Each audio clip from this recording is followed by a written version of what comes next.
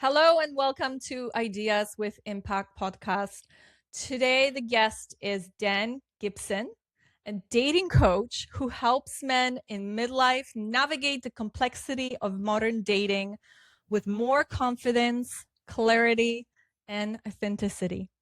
Through his work, he supports men in creating deeper connection, healthier relationship, and greater success in love. Dan, welcome to the show.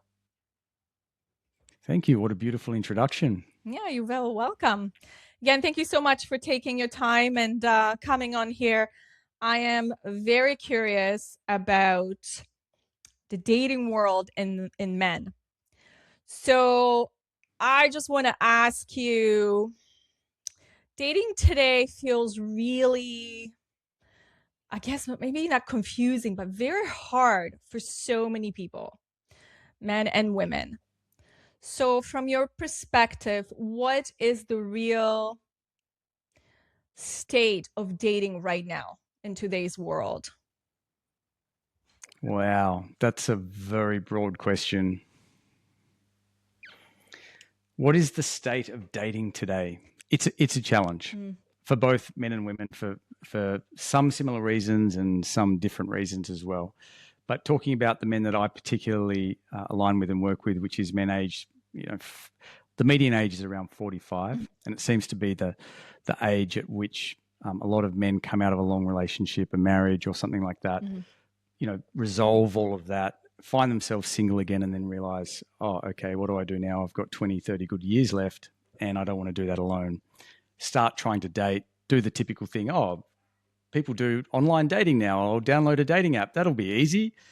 And then crickets, and then nothing works, and it's a nightmare. So the state of the dating is tricky as well, because we have lived so much more life as adults than we have as kids, and our lives have taken certain directions, and we've entrenched certain routines and behaviors and patterns which are more conducive to leading a more isolated life rather than an opening, welcoming, expansive life. A lot of men particularly meet a woman, get married, and the old, 20 years ago, it was like the heart as a man, it can be very difficult to find the right woman to marry. I suppose it is for women as well, but it's like, oh, I've done the hard work. I did all the things I had to do to get a woman. Now I'm married. Now I don't have to worry about women and flirting and dating and sexual chemistry and how to text and all these things. I've got my marriage.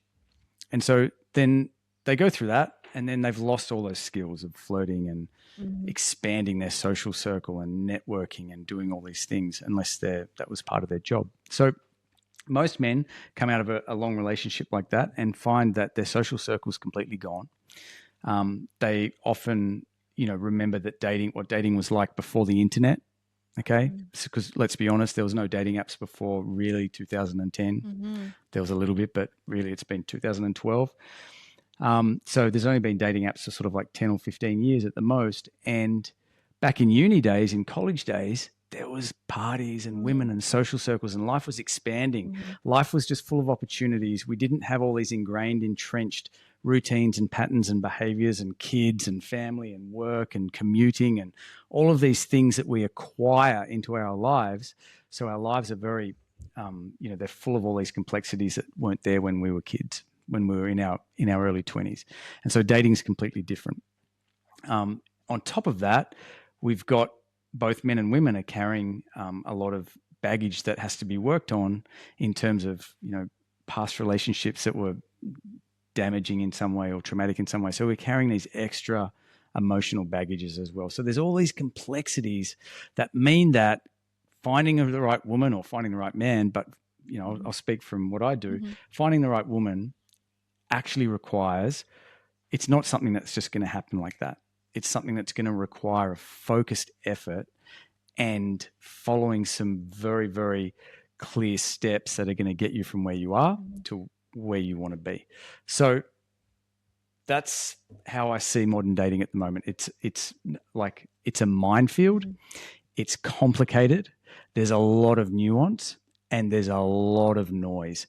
And the thing that makes dating today more difficult than ever before is the fact that everyone's talking about it on the internet. and I work with a lot of men that I can just hear. I hear them speak. I'll get into a conversation and I'll hear things that I've heard gurus say online. I'll hear things that I've heard people talk about dating on podcasts. And because so many people are so confused, they're just looking for answers. And when they're on the internet, on social media, they're getting bombarded from every direction about what you should do, shouldn't do, what's right, what type of girl do you want, what type of, and it's just creating confusion. So you've got noise, you've got complexity, you've got challenges, you've got all these things that have happened in your life. And so it's a complicated, difficult thing. However, I will say that once you can break through all of that, what you want is absolutely 100% possible. And I think that a lot of men today, the other thing that's happening in dating, you could probably speak for women in general better, but definitely for men, is that they're almost at the point of thinking it's not even possible to find love or a relationship. There's a lot of men that are right at that tipping point where they're like, you know what, I think I'm just going to have to be alone for life. And so that's where the state of modern dating in the West has got to. I hope that answered your question. Yeah, no, it's true. And you know what? It's really easy to be on your iPhone or your phone generally, and you're talking about the dating app. Because I've been them myself. We were speaking earlier, and I mentioned to you that my husband and I were separated for 7 years. We're back together now, but the dating scene was just absolutely like, for me, from my own experience, it was very disheartening. I thought I would be honest as much as possible, trying to speak my truth, and no one was really interested. They just want to get in my pants. I think we women are a little bit more craving the emotion part of it, connection. Mm-hmm. Are you looking for me to respond to that? Yes. Specifically? Yes, for men on men's side. I mean, I could talk for hours on this, and I've got to be careful to make sure I contain the direction that I go in, that it's going to align with what you actually want, like the question that you're actually asking. I mean, are you asking more about what is it that men want in general? Yes. Or are you asking like, what are they craving? What's their craving for in the relationship when they're looking for someone? Let's say online. I think you have to look at it not at a surface level, what they're looking for, but what it means underneath and what men are looking for.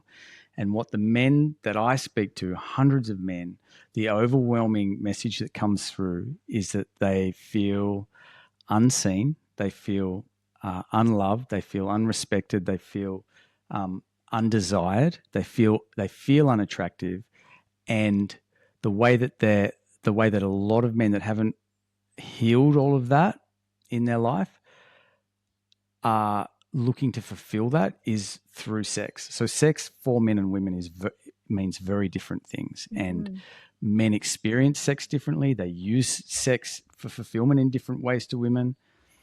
Very, very different. There's biological, psychological, evolutionary, psychological ways that sex is different for men and women. And so one of the ways that they feel loved in the modern world or feel desired is by being able to get sex. And so quite often men will chase that as the first step rather than understanding that sex in a communion comes through from getting intimate with a woman and getting to that stage and creating a relationship where you're at that level, if that makes sense. So it's not that men just want sex, it's what sex means to them. And on both sides of the men and woman story, the thing that we're both missing, and this is what I help men with understand, what we're both missing is that the experience of a woman in love and sex and relationship and dating and the experience of a man in those same things is polar opposite. And it's not helped by the fact that dating apps, for example, are a algorithm that is designed to be a one-size shoe fits all feet, meaning women are trying to use it the same way that men are trying to use it, but attraction doesn't work symmetrically. Attraction and chemistry and intimacy between men and women and sex is not the same. Yet we're trying to date in the same way. We're trying to meet in the same way. And if you look back before the internet, it was like men were still suffering from the same problems. Like men were still wanting to get in women's pants and wanting sex and seeing sex as the holy grail. That's always been the case because of what it means for them.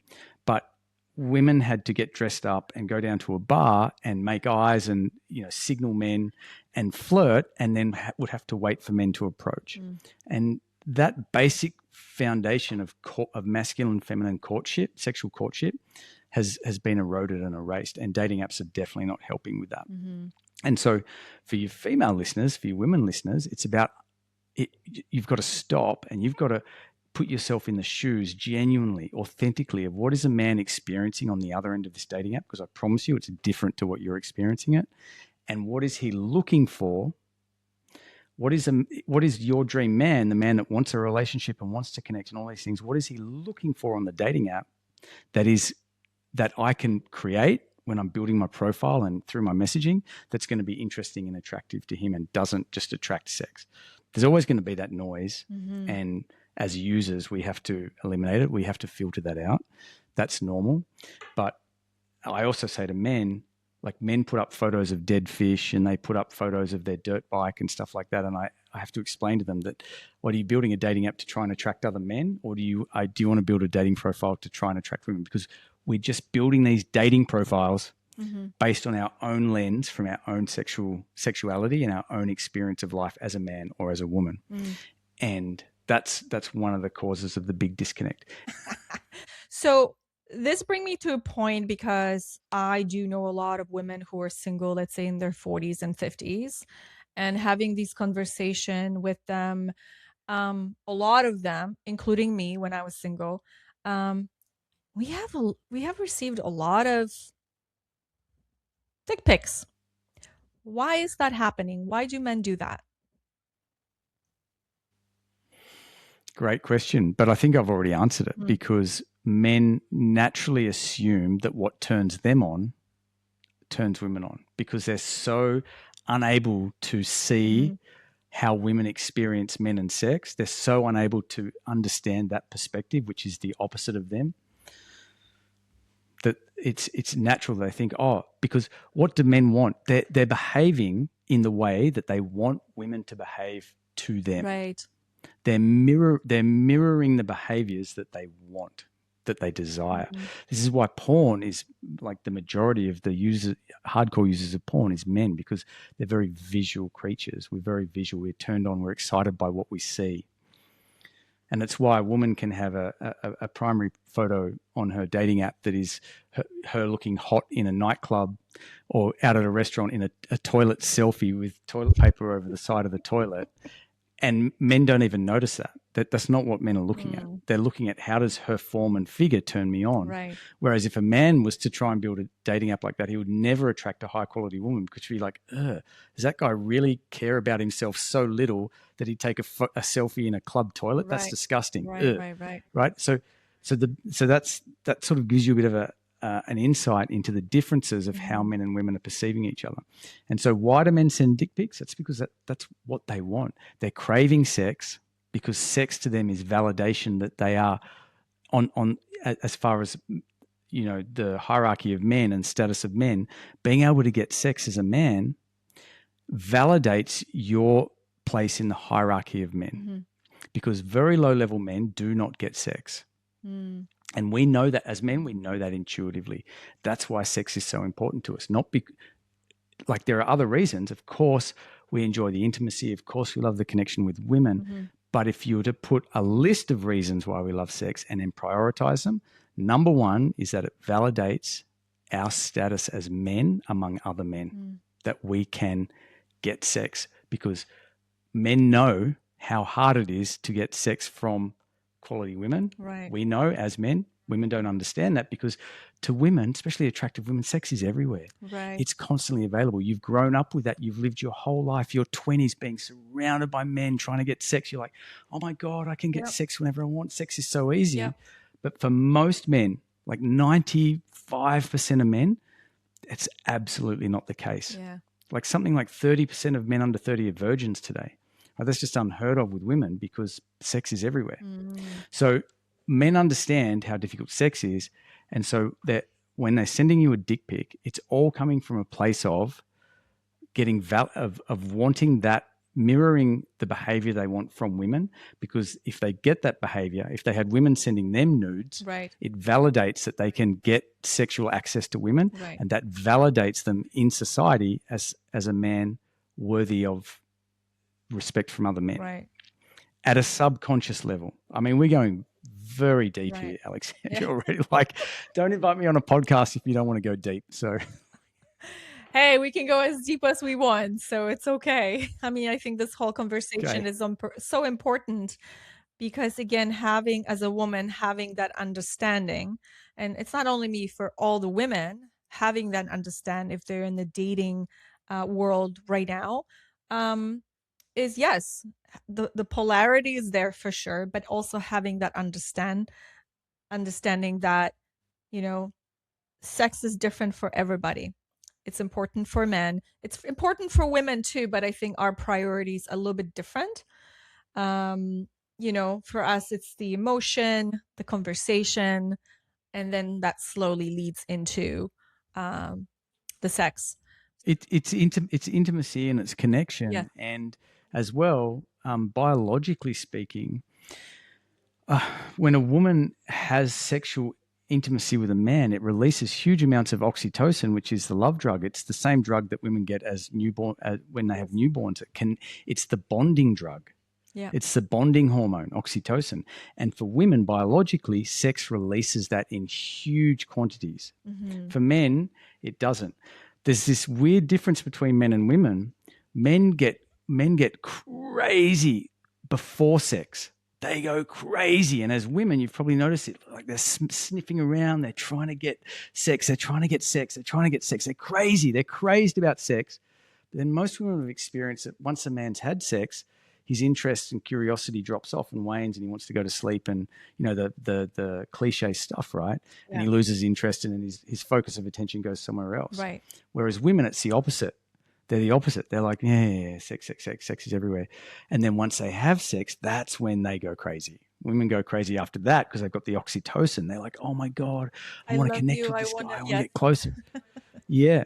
And so again, it's just a fundamental difference between men and women that's not accounted for in all of our activity as men and women when it comes to dating and understanding those differences. Very good analogy. I really like that. It's like one of the books, men are from, what was it? Mars and women are from Venus. Yeah. It's like totally the opposite, right? So do you think having... I actually reread that recently, and it's quite outdated, and it's got the foundation of it is quite accurate, but yeah, there's been much better books written about sexual polarity between men and women. You know, David Dieter, yes. The Way of the Superior Man. Yes. I mean, it's a fantastic book, and I think that women should read that as well. Mm-hmm. We have it at the house. I bought it for my husband about 4 years ago. I was like, here, please read it. Great book. Girlfriend's reading his latest book called Intimate Communion, and once she's finished it, I'm going to read it. Apparently, it's wonderful. So do you think having too many options today is really making it harder for people to choose the right partner? Let me try and understand the question. What your question is there just too many options? In the way of dating apps. Because there's not only one dating app, there's so many different dating apps right now.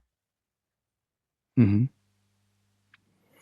I think what dating apps have done is magnified and amplified problems within individuals and within the dating market that always existed, but it's just amplified them at a global, massive scale. Because what dating apps did was commoditized the sexual marketplace. Mm-hmm. So before the internet, if men and women wanted to meet, women had to get dressed up. They had to put on their makeup. They had to smell nice. They had to check with their girlfriends that they look cute.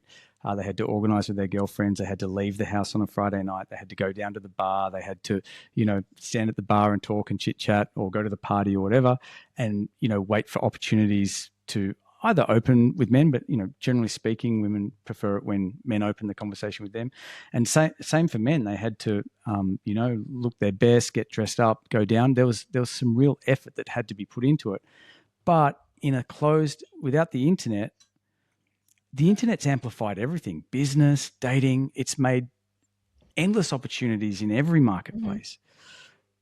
But when there was only real life, there was also very clear options for women in terms of the type of man that they could, secure in their local neighborhood or their local community. And the same for men.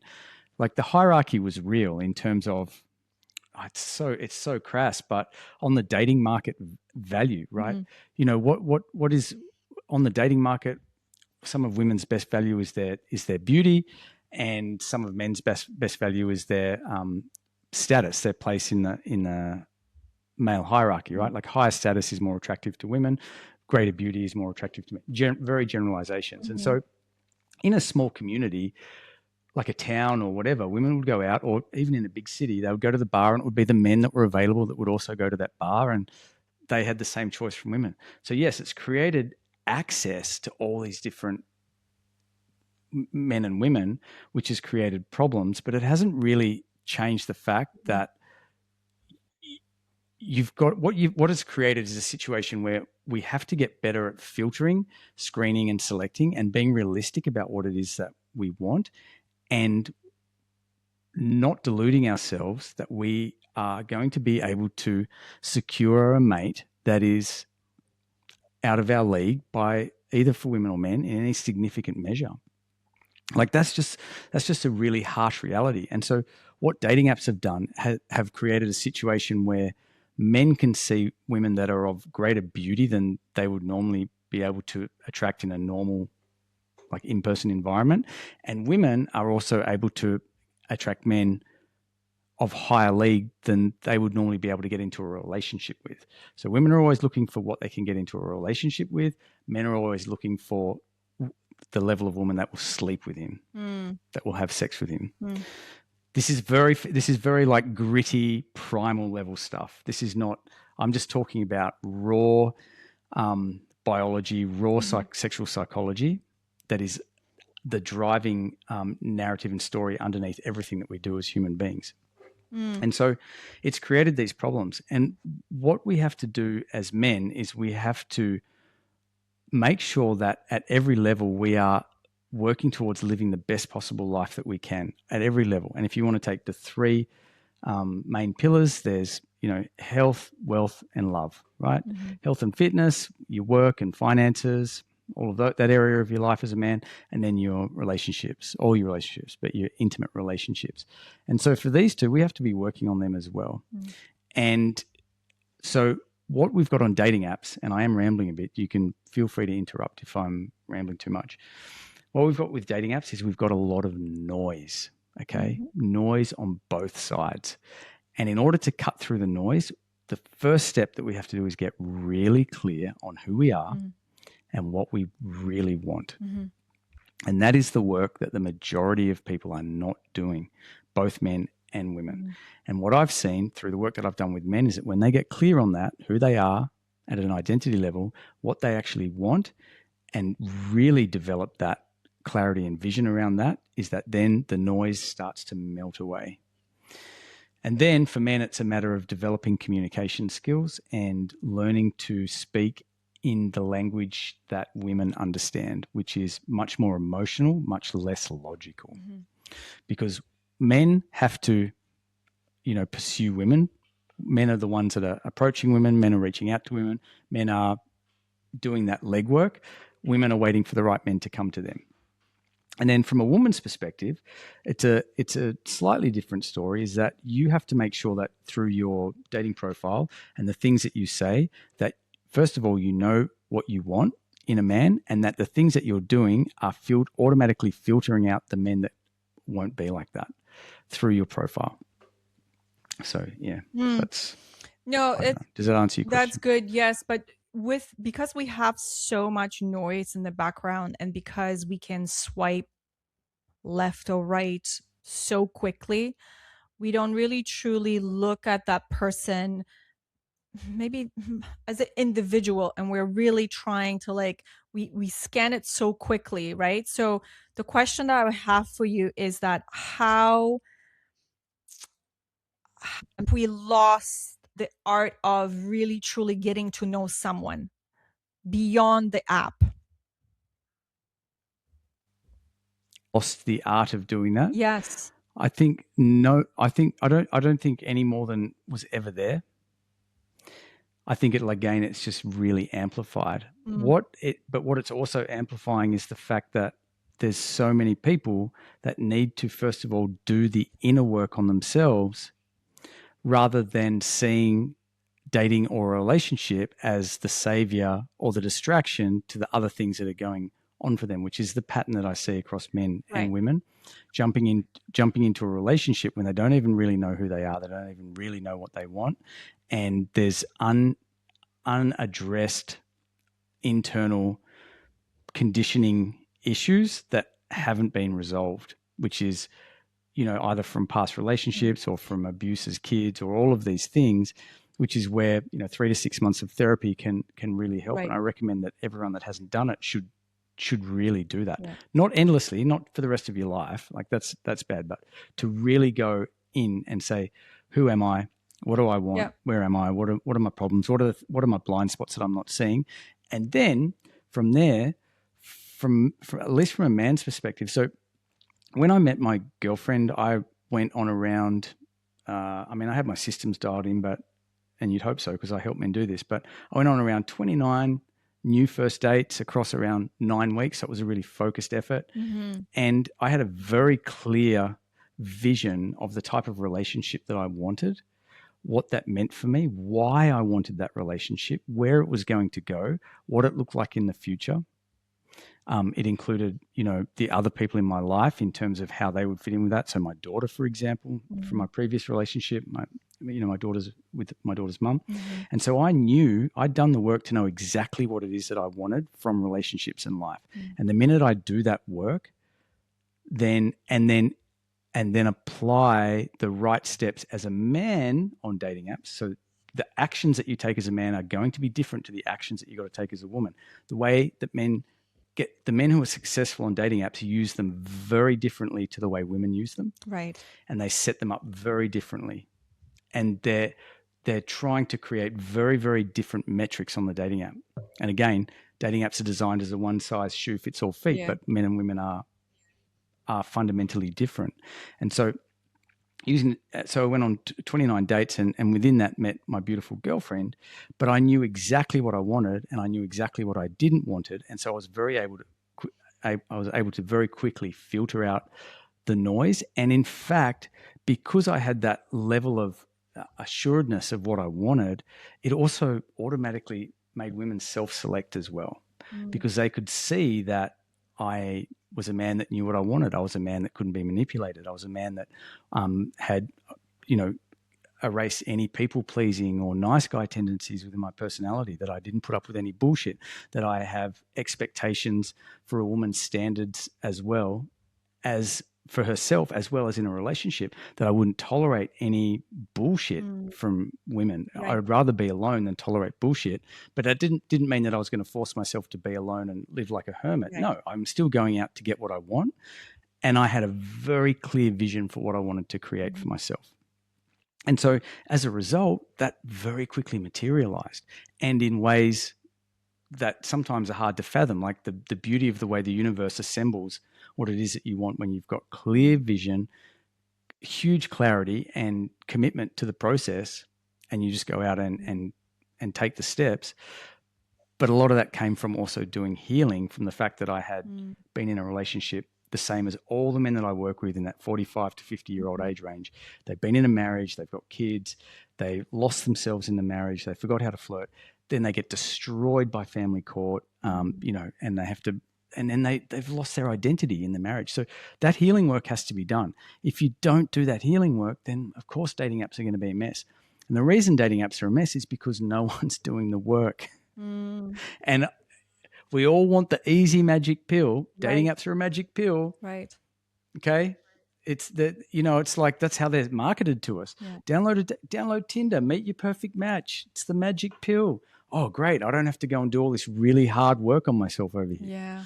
And at the end of the day, unless you're willing to work on yourself and take full personal responsibility for who you are and everything that is in your life, all the failures, all the shitty men that you've dated as a woman and vice versa as a man, that's on you.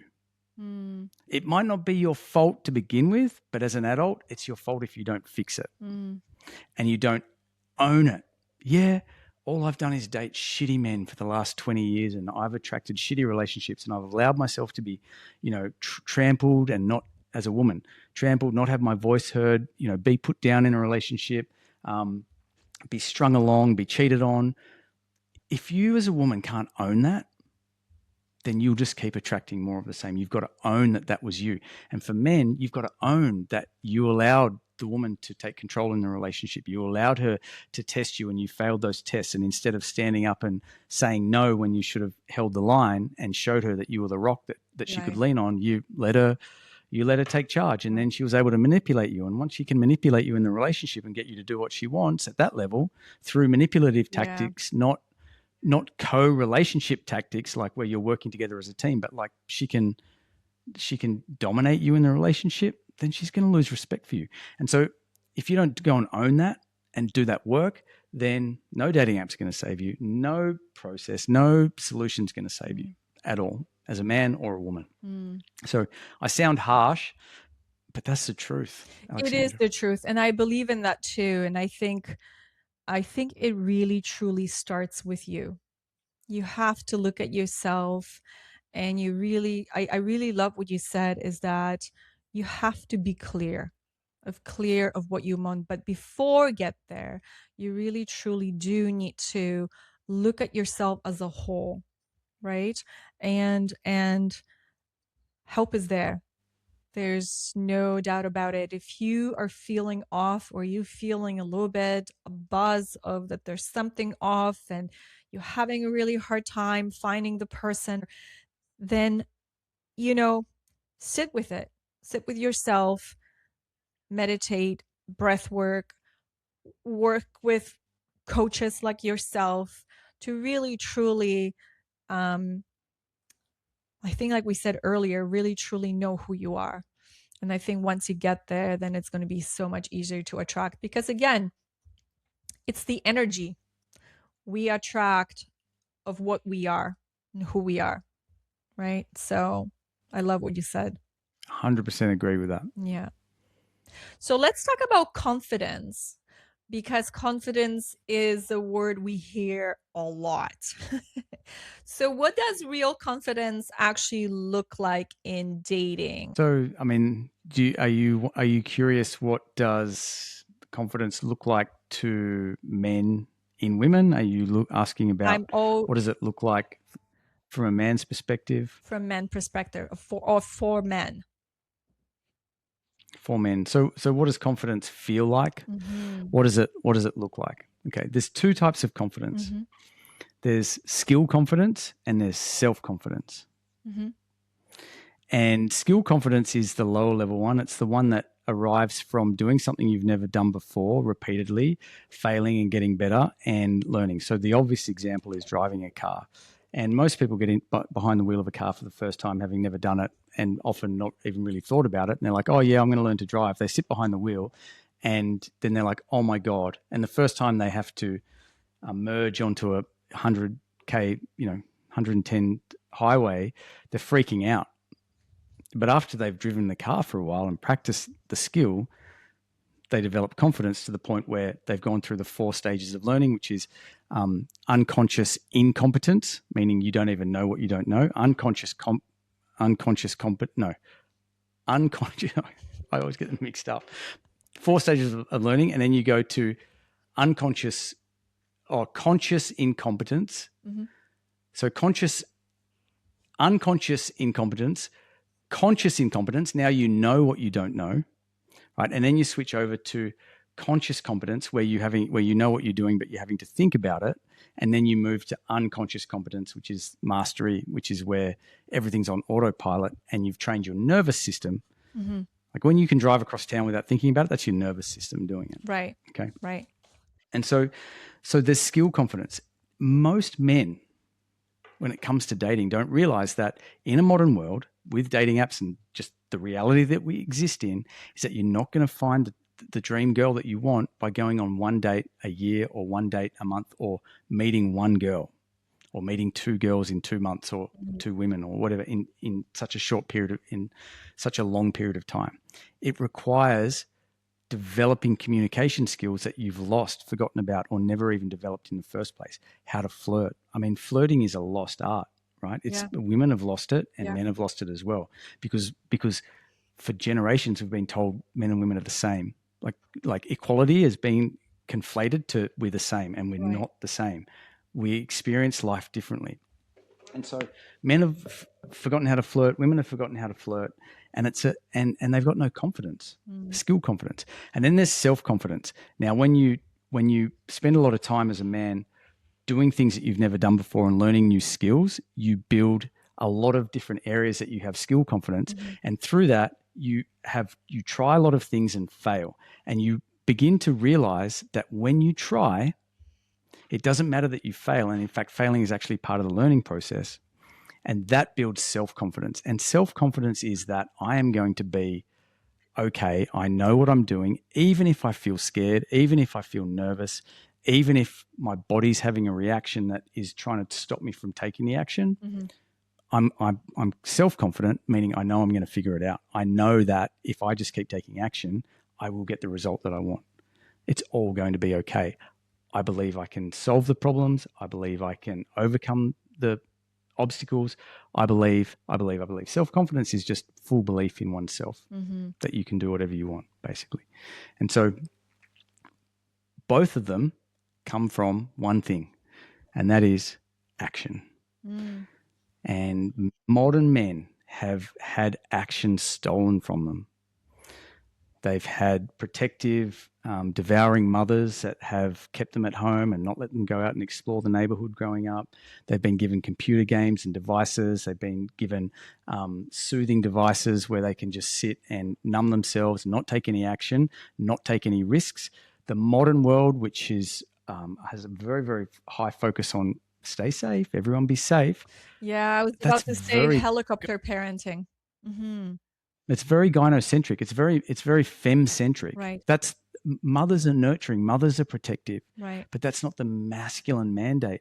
Men that women really want have become those men, like the men that women are really interested in and get sexually turned on by, the ones that are self-confident, competent, capable, a little bit disagreeable, a little bit aggressive, right? That sort of raw masculinity that women are like, oh, wow, that's a man.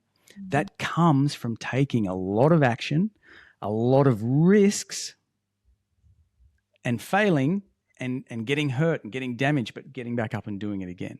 That's what, like, men are forged in the fire of stress and struggle and challenges and pain and suffering. Like men are forged in the fire. That's not how beautiful femininity is forged. And again, this highlights the difference between men and women. And so men have lost initiation.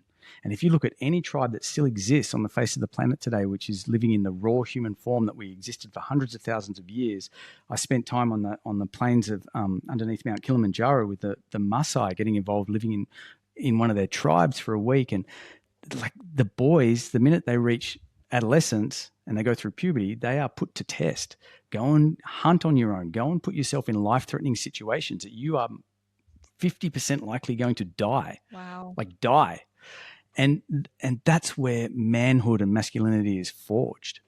And so men today have not had initiation. They've been kept safe right through their 20s, and they're always told, play it safe, don't take any risks, don't do anything. And so when it comes to women, what women are excited by a man that can be a social leader.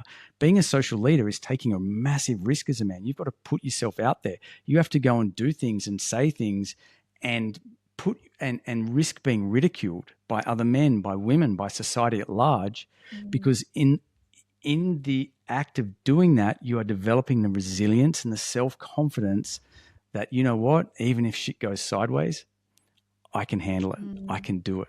And that encourages him to put himself in more risky situations. And so women I see today on the internet are all saying, why don't men approach us anymore? Well, there's a number of reasons for that. But the biggest one is men are just afraid. They're just afraid because they haven't been initiated properly. And what we're seeing in the modern world, which is really interesting, and it's why it's perfectly situated with the men that I work with, is that the modern initiation for men, the big struggle that men have to go through to suddenly be woken up and realize that, hey, no one's coming to save me. No one's going to fix my life. There isn't comfort. There's danger all around me. I've got to sort my shit out, is divorce at 45. Because divorce at 45 for a man is life destroying. Family court, having your kids, like, you know, because the court supports women being the single mums, right? Generally speaking. And so it's massive initiation. And this is waking men up and they're realizing, hey, I've got to pull my finger out here. Like, life is not easy. Life is hard. Life is difficult. And I have to take responsibility. The government's not going to save me. Right. My mates aren't going to save me. Women aren't going to save me. Right. I have to do this. And so when they realize that and they start taking action and they go, right, what do I want? I want to go and meet this woman to form this relationship. They get the vision, they get the clarity, and they go out and they start taking action and they get beaten down and they get rejected, and they go out to a bar and, you know, like for an average guy to go on one average date a week, he has to send, you know, 20, 30, 40 outbound messages to a woman on an app, or he has to go and approach at at the cafe, go and take the balls to cross the cafe to go and speak to the girl sitting there working on a computer, and she's busy. And it takes huge courage and self-confidence to do that, knowing that you're going to be rejected, or you're going to get laughed at, or it's going to go sideways. And so men have lost that courage. They've lost that bravery. It's all been stolen from them, just the way society is constructed at the moment. So what does self-confidence look like? It looks like, first of all, building skill confidence in areas that you're not skillful in. That's why men that have a couple of really good hobbies, that's great. You know, whether it's surfing, something sporty, or it's, you know, something nerdy, getting mastery in that area shows you that, hey, I can develop mastery in any area that I apply myself to. And then you realize, as men, women and dating, I hate to say it, and I can tell you're going to have haters in the comments here, women, dating, and relationships is a skill set. No man is born with what it takes to be an amazing boyfriend or husband.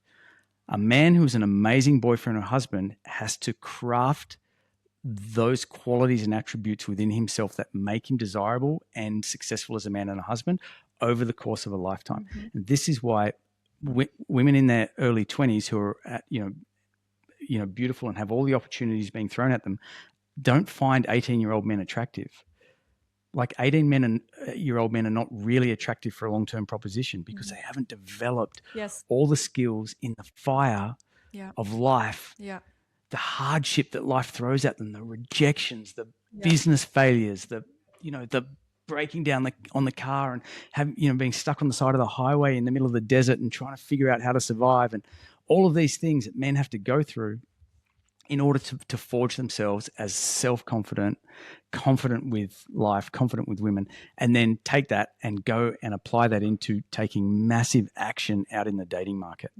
And that's just what's missing. So, again, you asked me a question and I'm gone. So I love it. I absolutely love it, Dan. Thank you so much. Again, I think this is so important to touch base because like you said earlier, it's so easy for us women to truly, blink our eyes and we'll get men on our doorsteps in a second, when it's completely different with men. And the average man is alone, lonely, feels rejected, does not get attention from women, has never had a compliment from women. And like if you're just in the supermarket as a woman, and I know women have a collective fear of creeps. They have a collective fear of weirdos. They have a collective fear of being raped. It's the worst fear for a woman is being raped. It's horrible. Like the thought makes you cringe. And so there's all these things underlying why women, particularly in the modern world, because there are creeps out there that do weird things. Right. But if you just go and compliment a man in the check out the grocery store, just an average man complimenting on something, watch him melt. He's never heard that in his life. Whereas woman's experience, if she takes care of herself and she's reasonably attractive and always looks nice, she's constantly got attention coming at her. And so the land of women and the land of men are two very different places. And for most men, it's very barren and dry. And what I want to do is work with men to help them understand where their value is, where their gifts are as a man, and to be able to amplify and magnify them in their lives and then communicate them on the relationship market in a way that's interesting and attractive to women, develop curiosity, develop intrigue, develop a little bit of mystery, a little bit of fun, a little bit of excitement in your profile and the way that you present and the way that you communicate. Don't just drop yourself on every girl's plate and be like, here I am, here's everything about me, and tell her everything about you and spoil all the fun. Like, be exciting, be a bit intoxicating, like give her that experience of getting to discover you and try to find out who you are as a man. Wanting more. Be the degustation, not the pub bistro meal. Right. That's what I say to men. Be the little degustation menu that she wants more, and then finally you can be the dessert when she finally, gets to have you, and vice versa. Yeah. Ooh, so I like men, that. for men, it's very, very bad. I mean, the average man, and it's his own fault. Like honestly, can I swear on here? Of course. It's his own fucking fault because he hasn't bothered to. He thinks that modern men come out of marriages, and I'm sure that they have this belief that they're just entitled to an amazing girlfriend. No, you're absolutely not. No man is entitled to $1 million just because he was born on earth. No man is entitled to an amazing relationship just because he was born on earth. Both things require a focused effort. You have to build yourself up as a man that is worthy of the relationship that you dream of having or you imagine yourself being in. You don't just deserve it just by existing. And so you see this on profiles.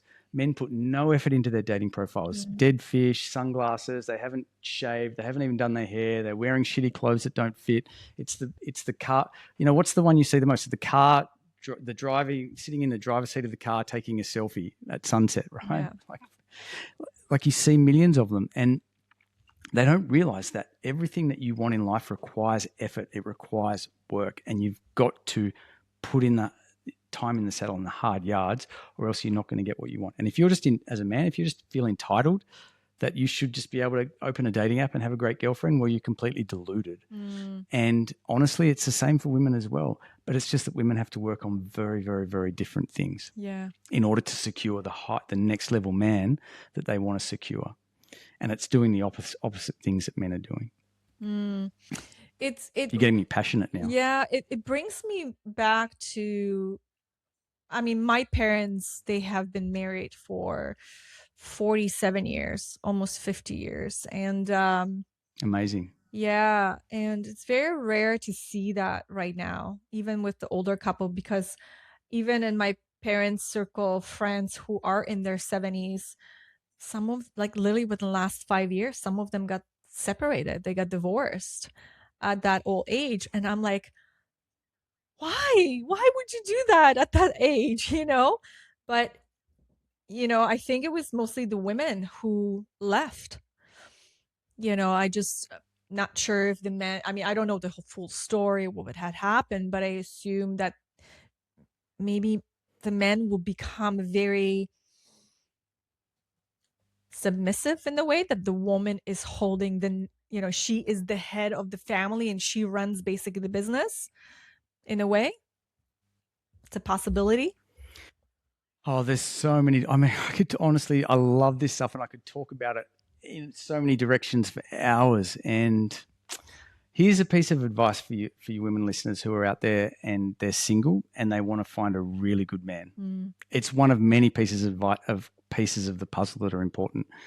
But what I've observed, and my girlfriend also actually helps women as well. So she's not like a dating coach, but she's basically a feminine embodiment coach. Okay. And so we talk at length about what's going on. So I have data from her experience as well.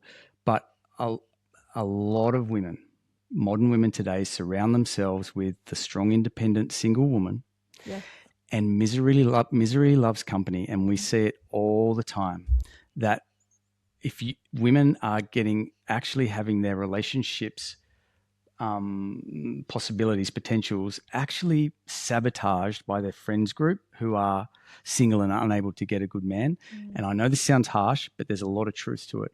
And so my advice to women who are listening to this is, if you want a really great long-lasting relationship, like you said, with your parents who are still together, go and surround yourself have women, a large number of women in your circle as women who are also in similar relationships. Because they are going to tell you the truth about what it takes to make that relationship work as a woman.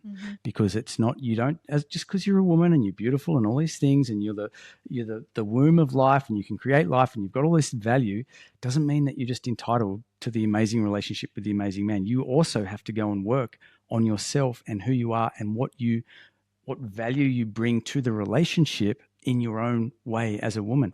And obviously that's got to be the relationship that your ideal man's looking for. Right. And vice versa, a man has to bring the value that his ideal woman is looking for in that relationship. It's co-created. And if there's any level of entitlement or any level of, well, I just deserve a great man, but you're not willing to go and do that work and surround yourself with people that already have what it is that you want, right, then you will always be brought back down. It's the old crabs in the bucket analogy, the fisherman on the beach, bucket full of crabs, and you see one crab getting up and then all the other crabs pull it down into the bucket. Right. Okay. So it's actually probably the most crucial piece of advice for your women listeners that I could give today, that I see out there, is go and find people that have the relationship that you want and spend time with them. Surround yourself with them. Talk to them about your relationship problems, because they're going to tell you the truth. And one of the things that took me to being able to go from like the biggest initiation and wake up call for me in my life was my divorce with my daughter's mum. I never wanted that. I grew up in a beautiful family. My parents were together until my mum sadly passed away because of MND. 42 years they were together. Beautiful family, a couple of siblings, right? I wanted that as well. And the polar opposite happened. Because I hadn't done the work on myself and all of these reasons. But it was surrounding myself with mentors and getting coaches of men that had achieved what it is that I actually wanted from life. That was the way that I learned through osmosis of them about what it was that I had to do. And they were able to hold the truth up in front of me and say, no, Dan, you're wrong. And as much as I wanted to resist that, they forced me to look at that and understand that it was just my ego. It wasn't real. It was the narrative and the story that I was telling myself. We really are missing like these communal circles or communities when people, men and women, can come together and have these discussions. Sometimes men maybe don't want to open up in front of women, so that's why these men's circles are very important to really share these stories, because at the end of the day, men have feelings as well. And even though they've been put into Pandora box, put it in their closet, under the rug, whatever it is, it's really nice to have another man saying, it's okay, you're okay, you're safe. It's important to have that. Safe to be vulnerable in a way. Vulnerability, as a man, vulnerability can be done the right way and the wrong way.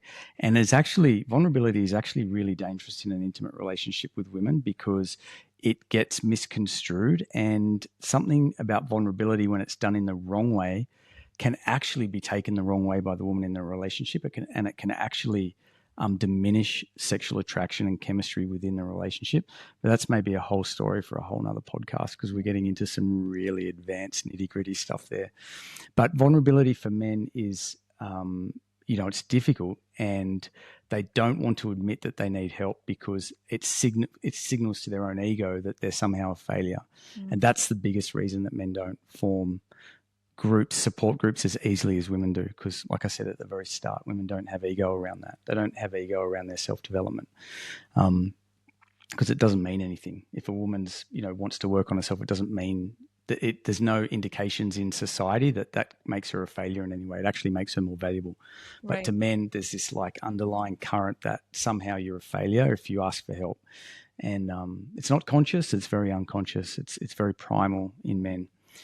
And that first step into getting help as a man opens the doorway to then getting endless amounts of help. And it's always crossing that threshold. The first time I received help in that regard, it changed my life. And then I don't look backwards. And, my life has accelerated exponentially since then.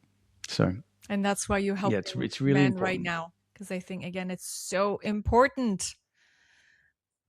Very, very important. We all need it. It's the age of the spiritual awakening of society, Yes. right? Yes. Yes. 100%. Of humanity. Yeah, there's definitely a shift. I Yeah. Let's get back to dating because sometimes first dates for men can feel like interviews, right? So, what makes a man for a woman genuinely memorable and attractive on that first date? Well, your women listeners are going to have their own answer to that. But from a man's perspective, what I help men understand is that it's not a job application, right? You're not, as a man, when men have abdicated their masculinity in a past relationship and they've allowed the feminine to become like lose that sexual polarity, a lot of men go into dating feeling like they have to win, like impress and win a woman over rather than just attract her by his grounded masculine presence, which he has to cultivate as well. So, and also understanding that the process of courtship, the process of going from the first time your eyes meet to getting into a committed long-term relationship has steps, and they only go in one direction, and you can't jump steps and mix the steps up. So for example, you can't jump to just to illustrate the picture. You can't jump to marriage if you haven't had a first date, right? Like it only goes in one direction. And courtship and attraction and sexual chemistry is something that is created through something that humans have evolved over many, many millions of years, or hundreds of thousands of years, which is it's basically an organic algorithm. And when men behave in certain ways, it triggers certain responses in women. And when women act in certain ways, it triggers certain responses in men. And so sexual chemistry is just about these triggers and responses firing off at each other at certain times and building feelings. Like sexual chemistry and sexual tension is just a feeling. And so when men don't realize that, like the difference between for a man, like to have a woman in his life, the difference between a woman being his friend and a woman being his lover, and it's the same for women as well, but is sex. Okay. And so it doesn't mean that you have to have sex, but there must be sexual tension within that interaction. And sexual tension comes from masculine and feminine polarity. Right. Now, if you read The Way of the Superior Man, it doesn't matter if it's woman or woman or man or man or man or woman or even if it's the woman and the man, that can sometimes work, but very rarely, generally speaking, the man should be masculine. It's kind of a bit weird when it kind of doesn't really work when it's the other way around. Very masculine women and very feminine men can work with that polarity, but it takes a lot of work. But masculine men, feminine women creates sexual polarity, and within that you generate sexual tension. And that's the fun, juicy chemistry. And talking about where you work does not induce sexual tension. It does not induce sexual chemistry. And so when a woman's yawning on a date, it's because you're not hitting her feelings as a man. Women want to feel you. They want to feel your connection at a body level, not an intellectual level. First dates are not meant to be intellectual. What you want as a man and who you are and where you're going should unravel over a short amount of time, and maybe first dates, but often, second dates is where you might, if there's chemistry and there's connection there, then the woman's going to want to come back for more because she's going to want to find out if there's future potential for a relationship there. But the first step is, how do you feel as a woman? And most men are going into dates asking interview questions, talking logically, talking like men talk in a business meeting, talking like men talk in the shed with each other as men, and not realizing that the language of women is emotions and feeling and connection. And when a man can bring himself down to that level, at least to some degree, then he's going to be able to generate different feelings inside the woman, take her on an emotional journey on the date. And that's where juicy sexual tension's created. And there's, you know, courtship, sexual, like the development of sexual tension is pressure on, pressure off, pressure, vacuum. It's a dance. It's breathe in, breathe out, or breathe in, breathe out, breathe in, whichever way you want. It's push, it's pull, it's on, it's off, it's up, it's down. It's this polarity that exists in the space between yes and no. And when men go in and just ask questions on dates, and women are doing it too as well. Like women are just going in with agendas and all sorts of stuff, and they're not embodying their beautiful, natural, sexy femininity that they could be embodying on dates, because they've been trained by society and dating apps and the way system is to behave in this way. They've been trained. They don't realize they've been trained, and they're just enacting what they've been trained to do. But you bring it all back, and you've got to create sexual tension, because the difference between a friend and a lover is sex. And if we want to have a relationship with a woman or a man, it's around a sexual relationship. It means sex. So sexual tension, it has to start there. There has to be that chemistry. And that's what first dates should be all about, is getting that connection, finding out your sense of humor, and having those sort of flirty moments, and those looks and those silences, and the feelings in the body, and the tension, and it's so juicy. And the more that you can, as a man, you can generate that in the interaction on the first date, the more excited a woman's going to be about coming back for a second date and finding out more. And a bit like the degustation. It usually takes less than 5 minutes to know if you have that chemistry with someone. Well, it's gonna start with, from a man's perspective, it's going to start with how he shows up. And it's going to start with his eye contact, and it's going to start with his body language, and it's going to start with whether he leads or whether he expects the woman to make all the decisions. And that even comes down to the conversation.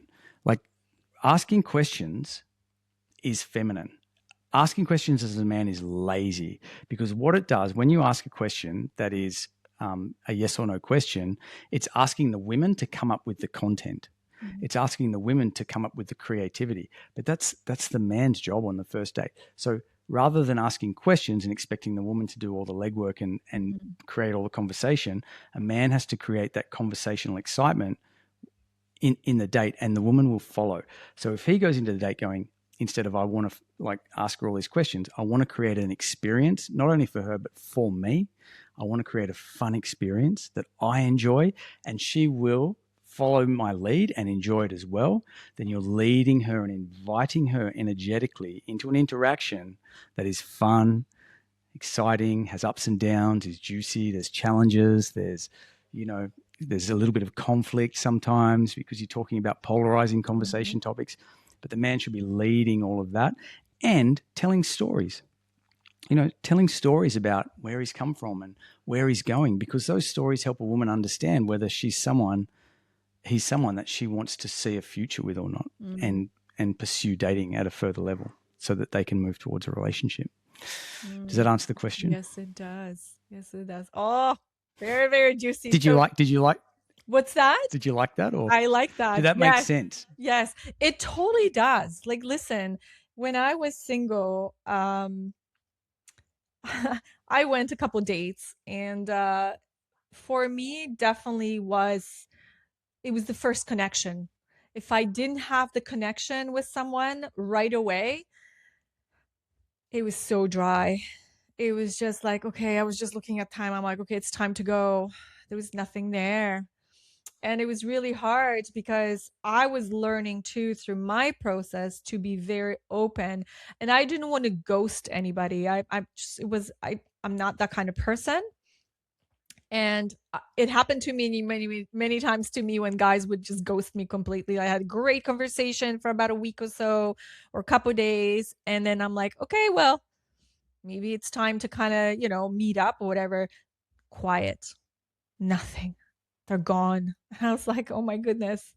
So it's very They're so scared, Alexandra. yeah, They're so afraid.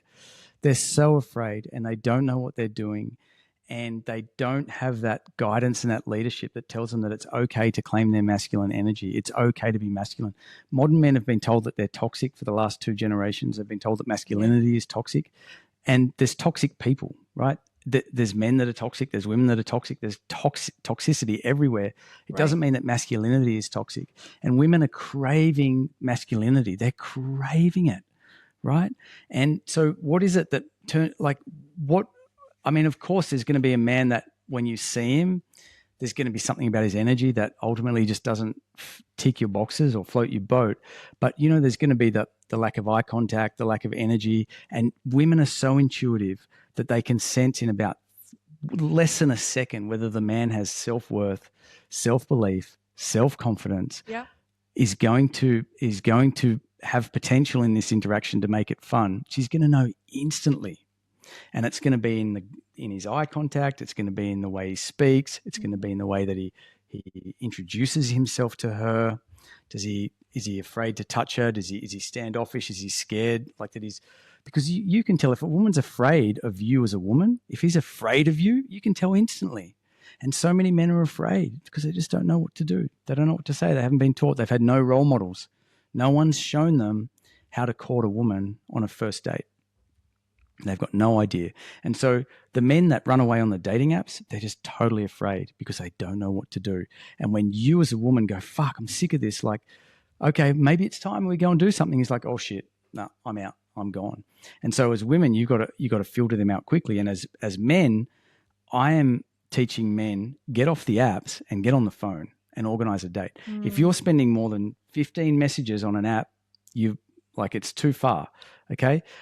Oh, but okay, yeah. We'll refine your communication strategy on the apps so that you're ticking the right boxes and you're hitting a few notes and chords that are necessary to get her to make you realize that you're safe, that you're normal, that you're not a psycho, that you mean business, that you're not afraid of sex, you're not afraid of women, you've got a spine, you're willing to stand on your own principles. A few of these basics that men have lost, show that through your messaging structure, and she'll give you a number. You can give her a call. You can jump on a video date, and then you can go on and if that works well, you can go on a real in-person date, and boom, off you go. But men are so scared. They don't know what to do. And some of those men that you say, like, you have a really good conversation with, and then they ghost after you try to cement something in, they're just afraid. They don't know what to do. And they've probably, a lot of them, honestly, have never had a woman do that. A lot of them, they're freaked out, literally freaked out. Oh my God, she wants a date. I've been on a dating app for 2 years. And yeah. But you know how frustrating it is for a woman? It was so not discouraging, but it was really what did I I tried to second guess myself. What did I do? Did I say something to piss him off? Did I, did I have makeup screwed up or something? It was just these things that sometimes women can go through this stage of forgetting of who they are as well, and having this trust basically in men, right? So I know this, she's a good friend of mine, beautiful girl, same thing, she's just turned 50, and she's been single for the past 5 or 6 years. And she just posted something today on social media basically saying, I think I'm done with dating because I put out my heart and soul into, who I am and what I want and how I want. And I'm literally attracting the wrong man. So she's like, I'm leaving this to God's hands right now. I'm done with everything. I'm going to let him find me. Because she's like, I'm done finding the right guy. So it was really cool to actually read that, because it made me thought of you when you were coming on. I was like, oh, I'm going to say that. Can I speak to that? 100%. There's two things. There's two things. Number one, and this is going to sting this is going to hurt. okay, to your listeners, and anyone that is sitting in, and this is the same for men as well, but anyone that is sitting in that situation of your friend, you have to look in the mirror and you have to say, am I being the woman? It's all very well to sit there and say what I want, what I want, what I want, what I want. But is she sitting there going, am I being the woman that my dream man wants? Am I being that person? Do I have the energy and the sexuality and the sensuality and the behavior? Do I have the look? Am I taking care of myself the way my dream man wants me to take care of myself? Am I behaving in those ways? Am I being that woman that he is looking for? And that one's going to sting because so many people don't do that. They're like, oh, I just want, in this world of, instant gratification that we've all been trained upon, what I want matters more than anything else, right? The individual matters more than the collective. But you've got to ask yourself that question. And the second thing was, and I've just lost my train of thought, was, it's like, are you taking care of yourself as a woman, particularly if you age? Because beauty is important to men. How you appear in terms of your beauty is important. And if you're not taking care of that and being the best version of yourself physically that you can be, that will work against you. It will work in your favor if you take care of that. So your diet, what you eat, how much you weigh, how fit you are, those types of things. And then the final piece on that is, are you putting yourself in places where your dream man might be? And behaving in the way that your dream man wants you to behave. And the only way that you can find that out is ask men who are in relationships where you want to be. Like, look at your girlfriends, as I said before, surround yourself with girlfriends who are in a relationship that you want as a woman. Then go and talk to her man and say, what is it that as a man that you want to see that would make me attractive to you the same as your wife was? What are the things that she did that I need to embody as a woman? And I need to learn about my femininity. And this modern world of strong, independent women, like, it's gone too far. Yeah. And there is a huge amount of this where we've got, like, a lot of women in the world have been forced to act like men, right? They've been told that you can be anything a man can be. You can, but you can never be a man. And if you try to be, you'll be fucking miserable. And because you're not a man, you're a woman. And men trying to be women are going to be miserable because they're not women, they're men. Right. And so we've got a lot of sexual polarity that's all out of place. Right. But the men that you really want as a woman, they want to, if he's masculine, he wants a feminine woman. And so how you can still be strong. You can still have your money sorted. You can still have your business or your career. You can have that on the side. But are you bringing that masculine, fighting, provocative, disagreeable energy into dating? Because I tell you now, no matter what, a strong masculine man does not want to date himself at all. Never. He wants a strong woman. He wants a woman that's got spine and that isn't a pushover and that isn't someone that he can, like, kick into the dirt. Like, no man actually wants that. Only a fucking asshole wants a woman like that. Right? Men don't want that. They don't want a pushover, but they don't want a woman that is combative. They want, because men are competing at every level in society. Their entire life is one big competition. That's what men's life is. From the day they reach high school, it's compete, compete, compete. And they want a woman that complements him and eases that pressure and isn't competitive. And so you can be competitive as a woman if you want to operate in a masculine, like, space, like business and all of that kind of stuff, and the corporate workplace. It's competitive. It's masculine. That's what it is. If you want to compete in that, but you can't bring that to dating. And if you do, you're only going to attract mummy's boys. You're only going to attract men that haven't healed their mother wound and are looking for a replacement mum. But if you want a man that's a man, he's going to make you feel uncomfortable as a woman because he's going to tell you no. And he's going to say, no, I'm not going to put up with that. No. And that's going to be really difficult to hear because as a woman, you're trying to compete with other men and competitive women in business and work and career and other places in society. And so you have to have that competitive spirit. But if you bring that to dating, it's going to hurt you and take you backwards. It's not going to attract the men that you want. And so knowing your femininity and embodying that and what it means to men, understanding from your dream man's perspective what that looks like, what does that mean and why is that important to him? Like, understand what men want at a deep level. And then you can just effortlessly embody that, because what men want, being the woman that your dream man wants, is actually easier than not being the woman that your dream man wants. And the reason I say that is that reverting back to your natural born feminine spirit that is innate within you as a woman makes dating feel effortless.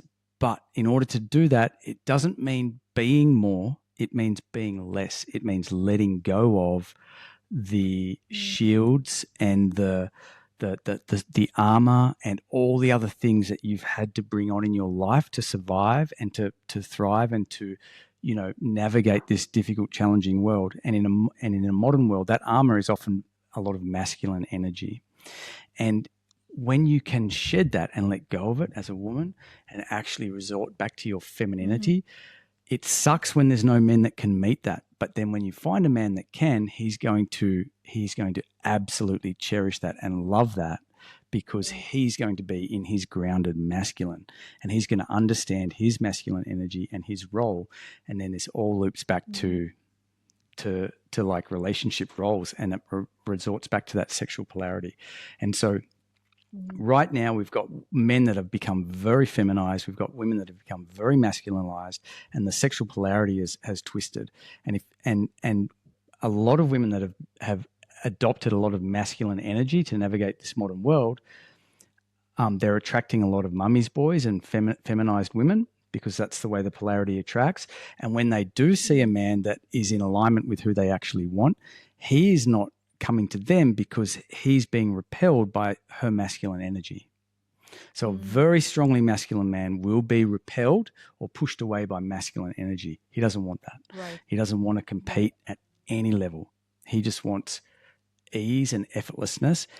And the beautiful thing about that is, if you can, as a woman, can bring yourself to surrender and trust in his masculinity, then life is really easy for you, because you just get to be a woman.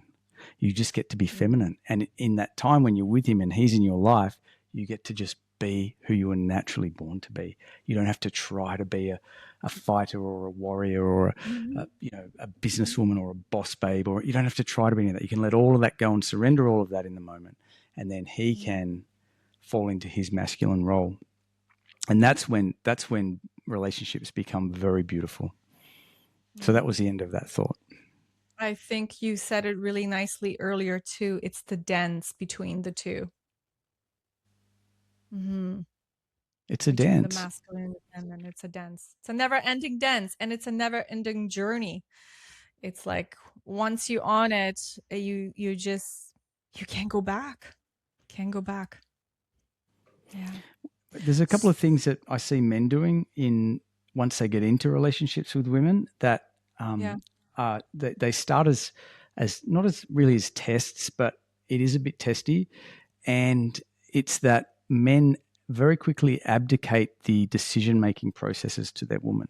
And the reason men do this is that men innately, like good men, want women to have it all. They want their woman to be happy. They want their woman to experience ease in life. What men don't understand is that women need the polarization in their own emotions. Women, in order to feel really good, women need to understand what it feels like to also not feel good, because it's the gap between the two that tells her like exactly where she is in life and what's going well and what's not going well, rather than necessarily material results, which is much more masculine. And so men will be faced with a moment in their relationship where they can either choose to have a difficult conversation or say something difficult that will result in a conflicting response from his woman. There'll be some conflict there, right? You know, he has to say no to something, or he has to make a decision on something that, you know, maybe she's saying she wants something from him or the relationship that he can't deliver or doesn't want to deliver or isn't safe to deliver, and he has to say no. And in that moment, he thinks, oh, I don't want her to be upset, so I'm going to act in this way. And in that moment, that's a very, very downward spiral where he's abdicating his masculine decision-making authority within the relationship. And that chips away at her respect for him. And I see this all the time. And then we get into the pattern where she's feeling frustrated, and the woman gets naggy, and this is when women start saying, you don't do enough around the house. She's not, it's got nothing to do with the fact of what he does around the house. If he was being his strong masculine self, that wouldn't matter. She'd be happy to do the things that she does. The resentment Right. that she's feeling is actually that he's not being the masculine man that she wants him to be in his embodiment, his energetic embodiment, and the way he's navigating life and being that confident leader. So that's another thing that I see men doing all the time in relationships that is killing polarity. It's killing the sexual attraction and the chemistry within the relationship. And it's just a matter of time. It's just a matter of time after that, because the woman typically starts looking for an out. And, men don't plan marriage escapes. Women tend to plan escapes. They start to put their, privately put their ducks in order, and all the signs were there. He could have read the signs, but he didn't know what the signs were. He didn't know how to look for those signs, and he didn't know how to course correct. And then it's too late 6 months later, and all of a sudden she's gone, and he's like, well, where did that come from? I didn't see that coming. Yeah, what happened? Right. Right. Well, that too, and I think also communication is so huge when it comes to relationships. I mean, we're only humans. We all get into a little inny grinny, disagreements and things like that. But I think once we come with, again, openness and being like, okay, let's just not point fingers of whose fault it is or whatever, but having that understand. So I'm going to tell you the way that we deal right now, because in the past it was like you just described. It was very self-centered. It was him, it was me, it was completely different things. But now, since we are back together for the past 4 years, when we get into these little conflicts, you know, instead of blowing up, for example, and make it a huge thing, whatever, Yeah. we just basically say, you know what, I just need a couple minutes, walk outside, take a breath, go downstairs to the garage, he does something, and then literally within 20 minutes to half an hour, maybe 45 minutes, we come back and we talk about it. Okay, what happened? Why did it happen? And then we kiss and make up, and it's great. Very mature. It's a great way of doing it, We not. have to, because in the past we never did that. It was like you said, there was a lot of walls around for both of us. I So it mean, was a lot of learning. reactivity and uncommunicated expectations are the two biggest drivers of Right. separation. Yeah. So yeah, I totally think that's a very mature way to do it. But being reactive, most people don't, like, it's too late. They already act in their reaction, and then the fight or the argument happens. Whereas being mature enough and cognizant enough of your triggers and noticing that you are triggered is a real skill, and it's an amazingly valuable one, because you can just go, oh no, hang on, I'm triggered. I don't need to protect myself in this moment. I'm just feeling triggered. I just got to move away, take some time, Yep. allow the feeling to dissipate, that strong impulsive feeling to lash out, let that go. No need to lash out anymore. Now you can come at it and say, hey, what were your needs what were your wants or needs that weren't being met there? What was happening for you? Because this is what was happening for me. I got triggered because it's my XYZ wound, and I'm trying to work on that. And now we're having an amazing relationship where we're growing together and helping each other become better versions of ourselves, rather than beating each 100%. other into the ground. Perfect. 100%. Perfect. Yes.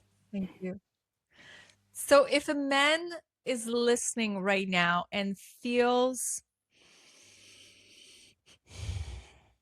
discouraged, like maybe love just isn't going to happen for him, what is the first and most important mindset shift he really needs to focus on? I have to take action. I have to act in the unknown, because the two pathways there are accept defeat before you've even tried. I mean, men might feel that they've tried, but have they exhausted all the opportunities that exist in terms of, like, are they doing the right things? A lot of men have invested time and energy, but they've been doing the wrong things. It doesn't mean that dating is going to fail them. It just means that they haven't cracked the code yet. And so it's action. One way or another, it's action. You can either do it yourself for years, and you can do it the hard way and reinvent the wheel and learn and keep trying different things. You've got to try different things. Keep trying different things. Doesn't work. Try something else. Try something else. Taking action, action, action. Men, masculinity is action.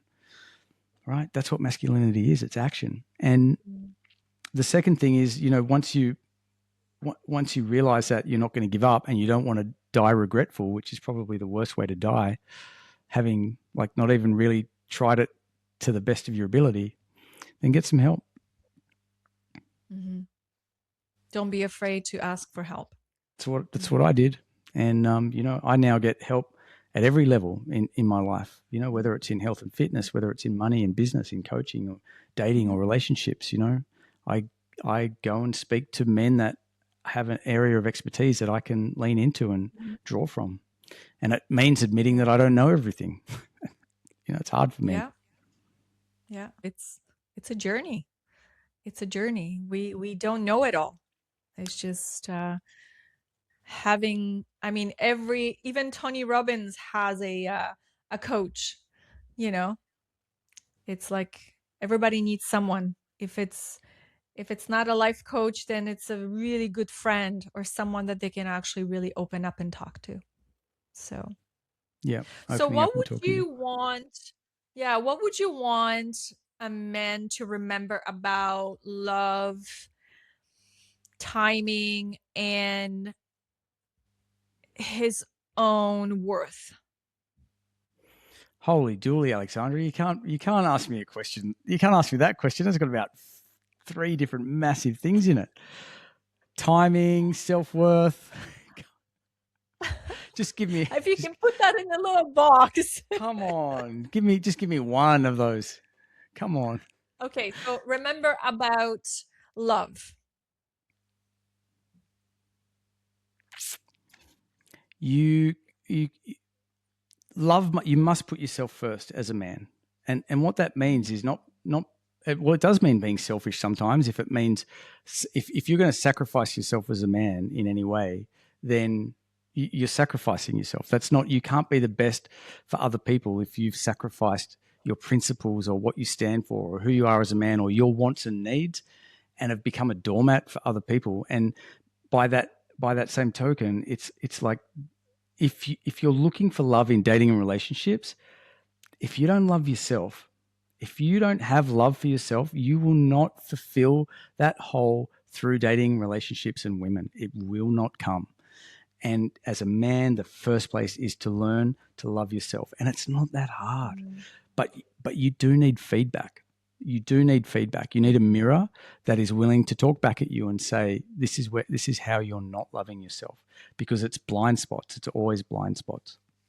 Because especially in our 40s and 50s, we're so ingrained in our behaviors and our bad habits of the way we think that we've lost all conscious awareness of the way that we're operating, our operating system. It's all become deeply unconscious and we're just operating on autopilot. And so loving yourself is the first step to finding love.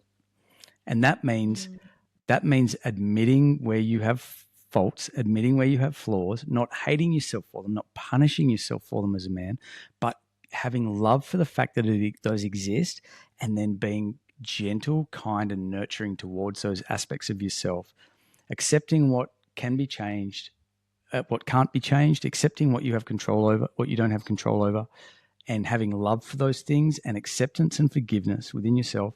And then the things that you can change or control, getting to work on them and saying, if I love myself, I wouldn't be like this anymore. If I loved myself, I wouldn't keep allowing myself to be in toxic relationships that I let women walk all over me or beat me up or whatever, like emotionally or physically.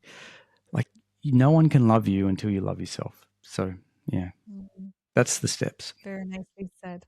Very nicely said. So would there be any final thoughts that you like to share? So many final thoughts. We have To, another hour. to the men out there, if there's any men listening to this and you're Mhm. 45 or 43 or 48 or 53, and you've been in a long relationship and it all fell apart. Maybe you don't know why it fell apart yet. Maybe you do. Maybe you wanted it to happen. Maybe it was just wrong. And you're successful in all these other areas of life. You make work success, you make money success, you make health and fitness success. Like as a man, you're just successful. But this area of women and love, you just like you feel like you're at your wit's end. That's very normal. That's where a lot of guys are today. Realize it's just a skill set. It's not something that you were born with, men. You weren't born with the skills. You have to learn them. You have to like develop and foster and cultivate this side of you, which is relating to women. And part of that is learning the experience of women, understanding how women experience life, because only then, when you can have that level of empathy, can you truly relate to women. And if you feel like you're going to have to die alone, it's absolutely not true. It just means that you haven't been focusing your efforts and attention in the right places. And the final thought on that is, I'm not going to lie to you.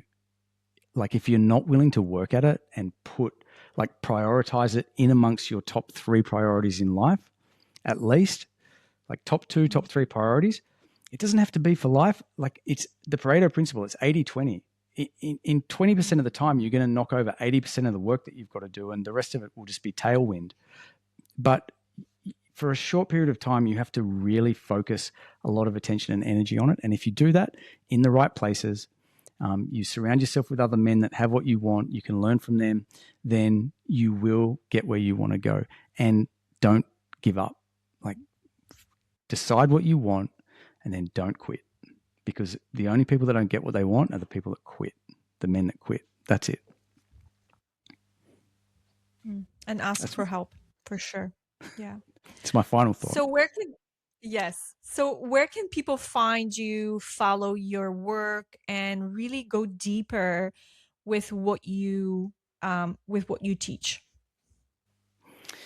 Yeah, look, it's good. I mean, I've got Facebook, I've got Instagram. I mean, my name's Dan Gibson Dating on Facebook, Instagram. It's a lot of the same content, probably more deeper, long form written content on Facebook.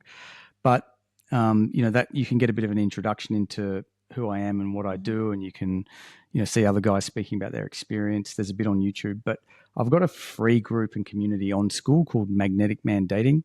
Maybe you can share the link at some point. It's not for everyone. It's exclusive. There's no women in there. There's no men under 40. There's no men that haven't got the rest of their life together, meaning men that are still living at home and hoping that chicks are going to save their life for them. No, we're not doing any of that. Like, these are serious men that want to understand women and dating and work towards an amazing relationship, find a beautiful girlfriend. So there's a free community on School called Magnetic Man Dating. You can apply to that, and you'll get a phone call from me personally. I'll call you within 24 hours and we'll have a quick chat, see if it's the right place for you. And if it is, we'll go ahead and jump on in there, and there's a video program in there. There's a community of like-minded guys. There's about 180 guys in there at the moment. And that's the best place to find me. Dan, thank you so much for sharing. Thank you so much for your work. It's so needed.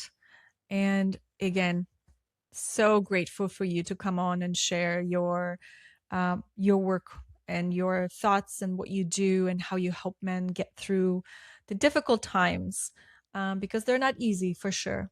So I really, truly appreciate that. And thank you for the opportunity to get on my soapbox. I love talking about this stuff, as you probably worked out. So thanks for the opportunity to share my thoughts and ideas on that. And I hope that everyone figures this out for the sake of humanity and our future generations. And, we work this dating and relationship thing out because the world needs it. Thank you.